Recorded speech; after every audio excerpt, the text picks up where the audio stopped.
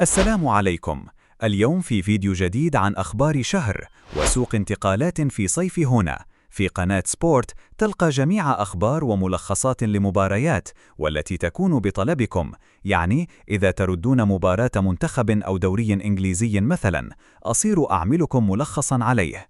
أولا، لنبدأ بأخبار إفريقيا عن منتخبات عربية وأفريقية التي تستعد إلى تصفيات كأس العالم، والتي تم إعلان عن قوائم، وها هي قوائم منتخب جزائري ومغربي التي تم إعلان عنها من قبل مدرب ركراكي وبيتكوفيتش.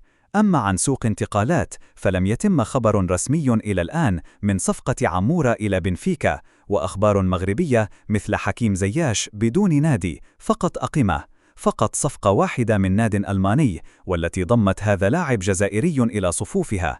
والآن لنذهب إلى الأندية. لدينا مباراة دوري إنجليزي بين سيتي وبرايتون، والتي خسرت مانشستر لمرة ثانية على توالي، فقرر بيب غوارديولا تحرك وجلب حارس باريس ديناروما، لاعب رائع ومذهل. أما عن كلاسيكو أرسنال وليفربول ففازت ليفربول بهدف بدون رد.